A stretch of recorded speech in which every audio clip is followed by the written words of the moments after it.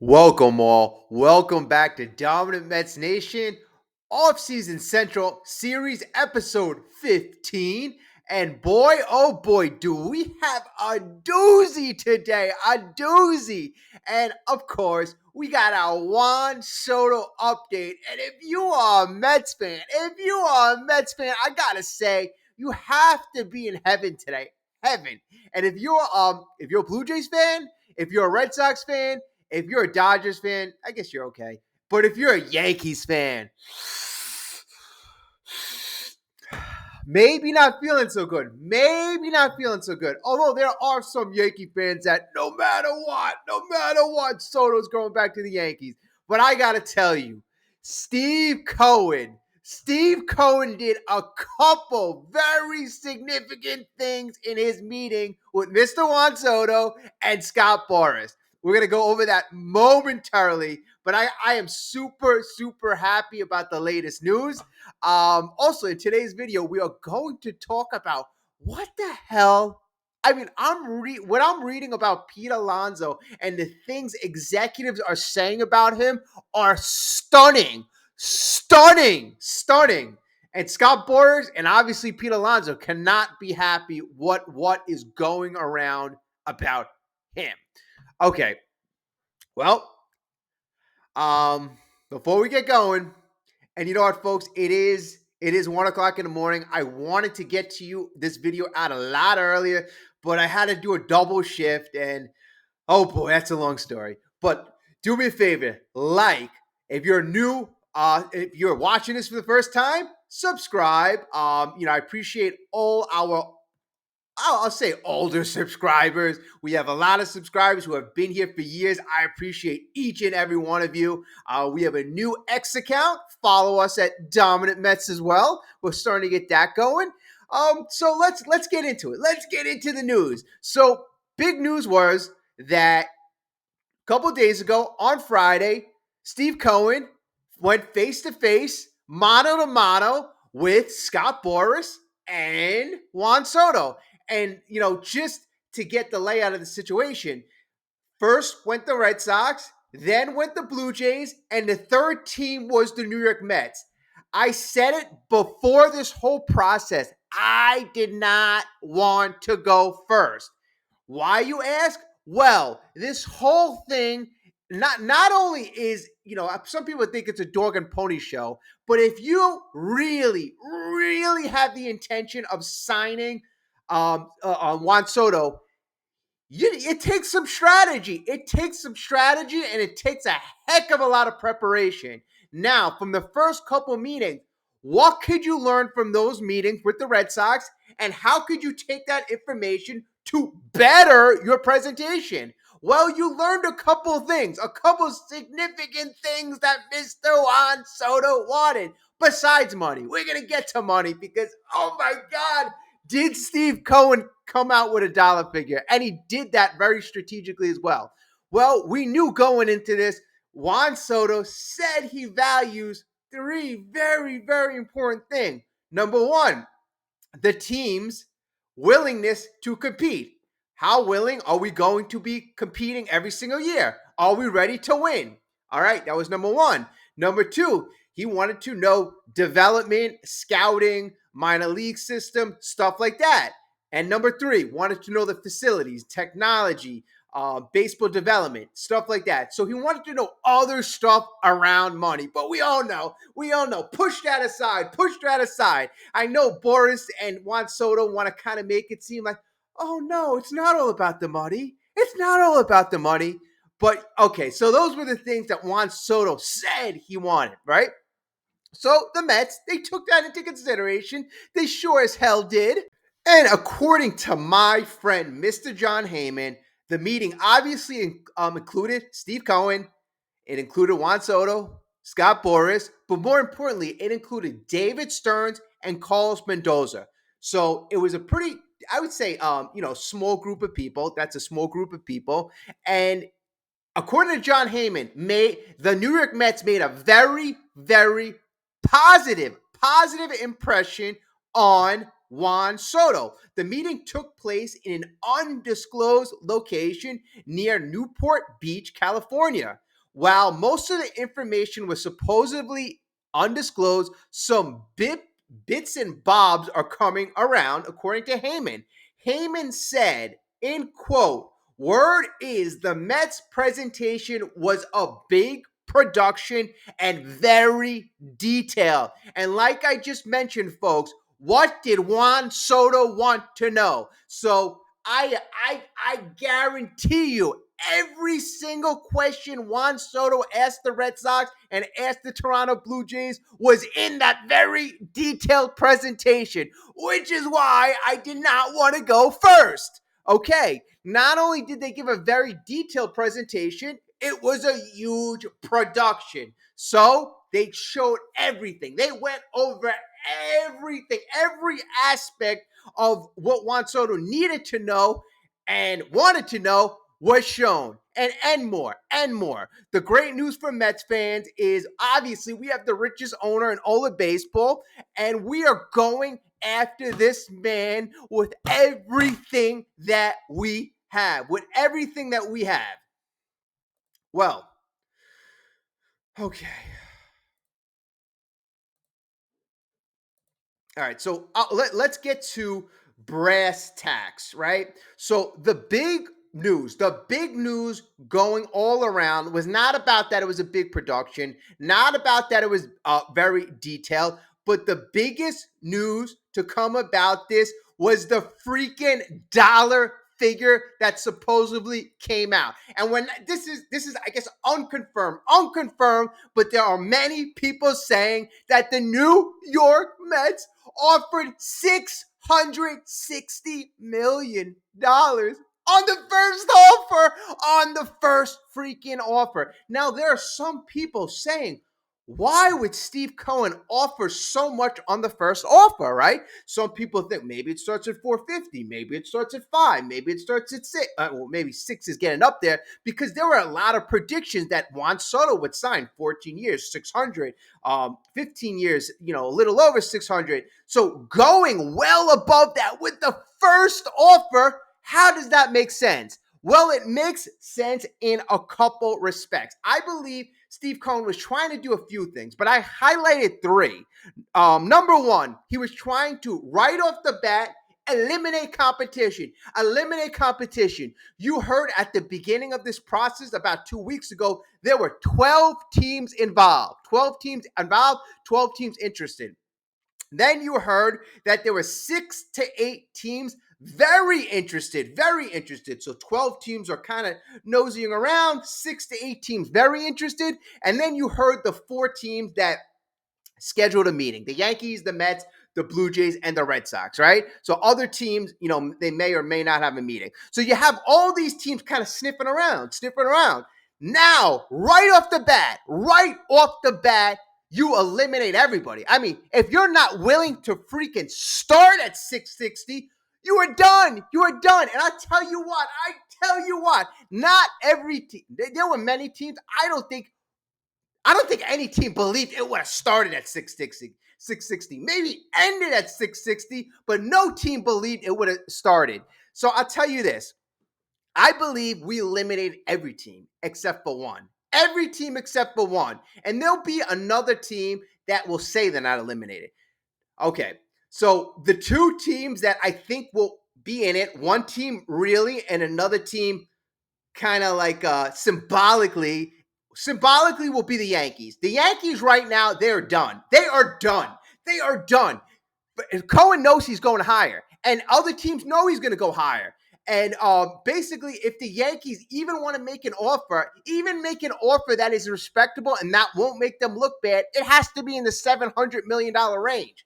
And Cohen's going to beat it. Cohen, this wasn't his top offer, so he technically eliminated the Yankees, in my opinion. The only team I believe that may believe they still have a shot is the Blue Jays. But according to what Juan Soto wants, the Blue Jays don't fit the mold by a mile. They don't fit the mold by a mile. So technically, this one strategic bid could have really eliminated everyone. Okay, so by making that ridiculous 660 offer. Like I said, it was strategic. It did three things. Number one, eliminated the competition. Number two, sped up the process. It's beneficial. I'll tell you this. It is extremely beneficial for the Mets to get Juan Soto in the fold as fast as possible. It is, and I repeat that, it is important for the New York Mets to get Mr. Juan Soto in the fold as long as possible. The longer this drags out, the less beneficial this is to the team that eventually signs him. So the Mets get this done quickly, speeding up the process. That is what Steve Cohen and the organization have done with that mega offer.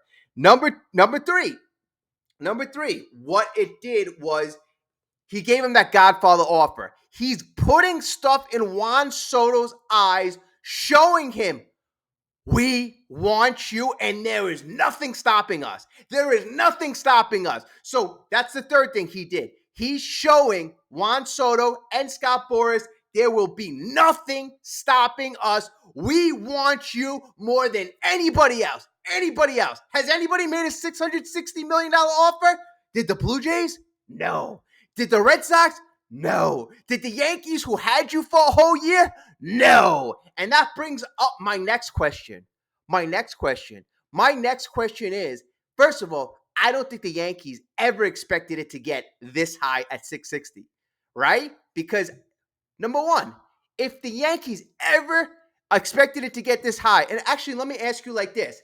If the Yankees offered Juan Soto $660 million in the regular season, number one, I believe Juan Soto would have took it. Juan Soto would have took it if the Yankees said, you know what, Juan? We're going to give you a mega offer. This offer is only going to be on the table now. You don't accept it, you lose it. And we are making you this mega offer because we want to lock you up for life. For life. So we are going to offer you $660 million. I think he would have signed that in season. That type of money, approaching $700 million, he would have signed. I believe he would have signed it. No, this offer is shocking, stunning, folks, stunning. Now, the Yankees didn't do that. Number one, I think the Yankees felt that if they signed Juan Soto, it would have been for far less than $660 million. And this is why I believe the Yankees right now are eliminated. Everybody in Yankee land right now has their heads down. Everybody in Yankee land knows Steve Cohen kicked their butts, kicked their behind right now. Yeah, there'll be these cocky Yankee fans thinking no matter what, Juan Soto's coming back. But you know what, folks? Steve Cohen, you're dealing with the 21 times over billionaire, a man who rarely loses, a man who thinks things over. He's a man of action, he's a man of intelligence, and he is a man who does things to win. And this Juan Soto scenario is one of the first times we get to see Steve Cohen go full throttle, pedal to the metal. And we're seeing how he acts, how differently he acts. That Yamamoto offer where he made, that was a nice offer last year. And Yamamoto was a great player. But there was still a lot of uncertainty with Yamamoto.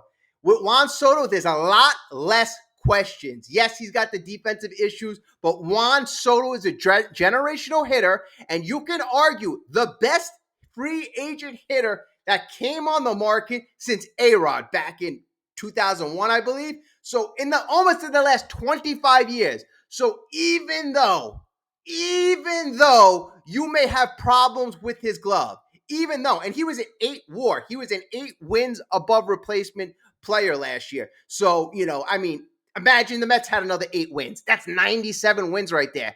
And I'm telling you, that is amazing. So you have the best hitter in the last 25 years. This doesn't happen every day.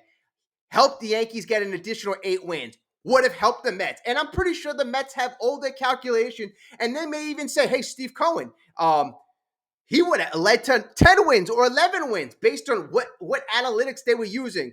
There is many motivational factors that we see Steve Cohen going full throttle. And they also have the dollar figures too, that marketing, merchandising. There are many different aspects to this equation. And Steve Cohen is a very smart man. Yes, he'll take the hit and he'll lose money in the first couple of years like he has. But I'm telling you, this is a very thought out move. Steve Cohen is going to in it right now to win it. In it right now to win it. And I believe the Yankees, what did they win? Let me see. Let me just prove something to you. Looking something up.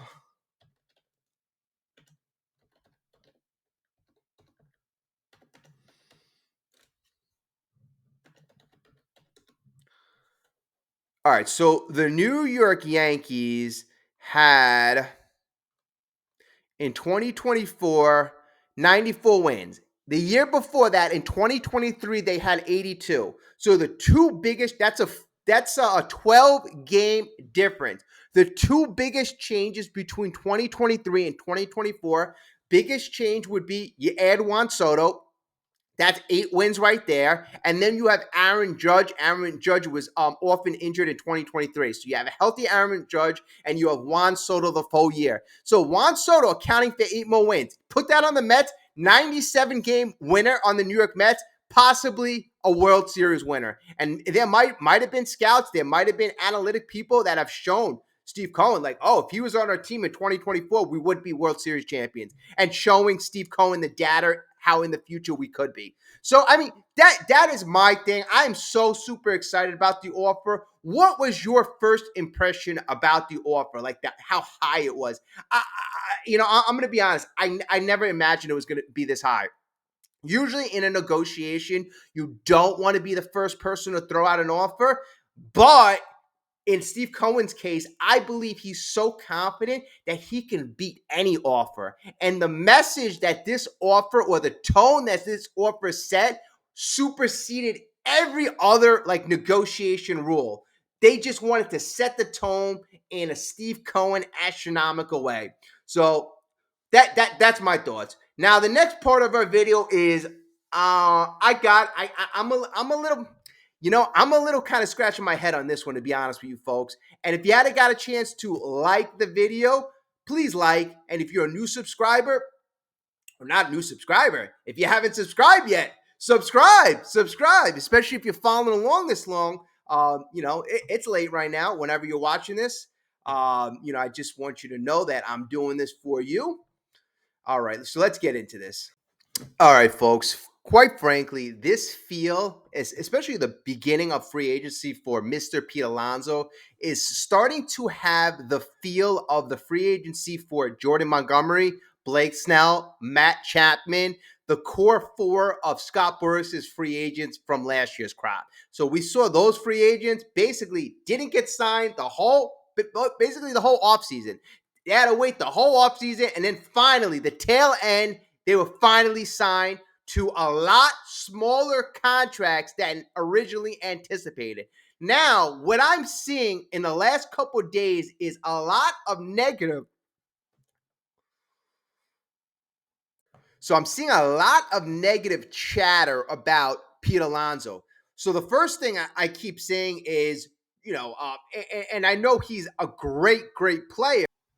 You see certain teams pursuing Christian Walker as their number one option for first base. I mean, folks, that should never happen. If Freddie Freeman was a free agent, if other past Albert Pujols, when he was a free agent, other past top first basemen, if they were free agents and they were available, teams would go after them. Now you hear the Yankees. They're looking for a first baseman. They're looking to talk to Christian Walker. So you're seeing teams pivot to Christian Walker. Now, is it because they're worried that Scott Boras and Pete Alonso want a crazy number? Or is there something more concerning? Well, the more I read, the more I'm starting to think that teams don't have confidence in Pete Alonso at all. In fact, a lot of inside MLB insiders are saying to skip Pete Alonso, skip Pete Alonso, look elsewhere. And we're going to go into details right now.